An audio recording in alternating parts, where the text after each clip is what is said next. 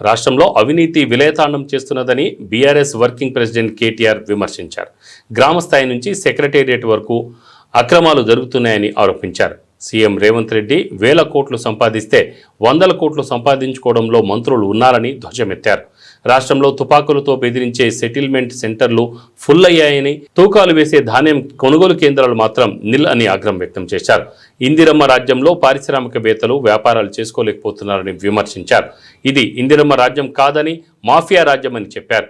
Party నేతలతో కలిసి తెలంగాణ భవన్లో కేటీఆర్ మీడియాలో మాట్లాడారు. బీజేపీ ఎట్లాగో అమ్ముడుపోయింది వీళ్ళకి, ముఖ్యంగా బీజేపీ కాంగ్రెస్ ఇలా జాయింట్ వెంచర్ గవర్నమెంట్ నడుపుతున్నాయి. ఇక్కడ అందరికీ తెలుసు అది. BJP Congress joint venture government నడుస్తుంది తెలంగాణలో.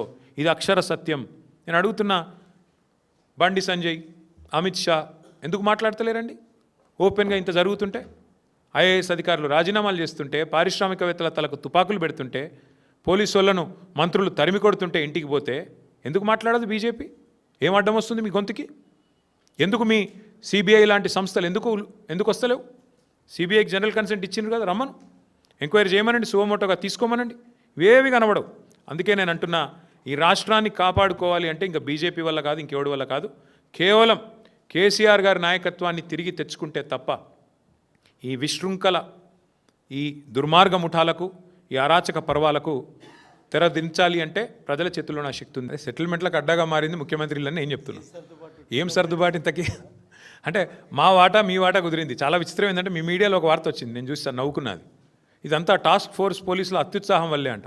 అంటే వాడు దోచుకున్నది బాగానే ఉంది, ఇప్పుడు తుపాకీ పంపింది బాగానే ఉంది, పారిశ్రామికవేత్తకు తుపాకీ పెట్టింది బాగుంది, కానీ పోలీసు వాడు దొంగ ఇంటికి పోతే మాత్రం తప్పైందంట. పోలీసు వాళ్ళు వాళ్ళ డ్యూటీ చేయబోయి దొంగ ఇంటికి పోయి దొంగను పట్టుకునే ప్రయత్నం చేస్తే మాత్రం పోలీసు వాళ్ళు అత్యుత్సాహం వల్ల జరిగిందంట ఇదంతా.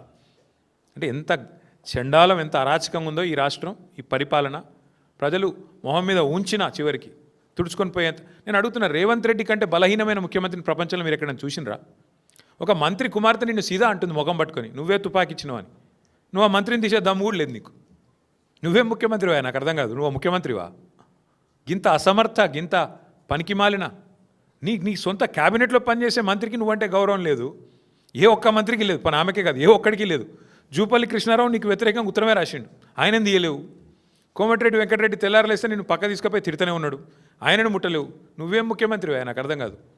ఒక్క మంత్రికి నువ్వంటే గౌరవం ఉందా? ఒక్క మంత్రి శాఖ మీద నీకు పట్టుందా? పంపకాల్లో వాటాలు పంచాయతీలు తప్ప ఏముంది చెప్పండి రాష్ట్రంలో?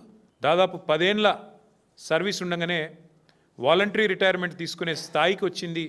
దౌర్జన్యాలు, దుర్మార్గాలు, అరాచకాలు అంటే ఎంత దరిద్రంగా ఈ ప్రభుత్వం నడుస్తున్నదో, ఎంత నికృష్టంగా ఈ ప్రభుత్వంలోని మంత్రులు, ముఖ్యమంత్రి యొక్క వైఖరి ఉందో దాన్ని బట్టే చెప్పొచ్చు.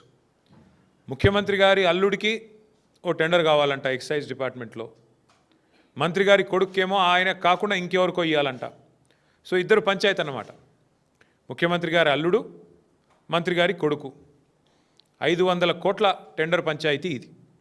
ఈ టెండర్ పంచాయతీలో మధ్యలో నలిగిపోయిన రిజ్వీ గారు ఇవాళ 10 సంవత్సరాల తన సర్వీస్ను వదులుకొని, నాకు వద్దు ఈ దౌర్భాగ్యపు ప్రభుత్వం, ఈ దౌర్భాగ్య పరిస్థితి అని చెప్పి రాజీనామా చేసి వారు వాలంటరీ రిటైర్మెంట్ పెట్టుకొని తప్పుకునే పరిస్థితి వచ్చింది.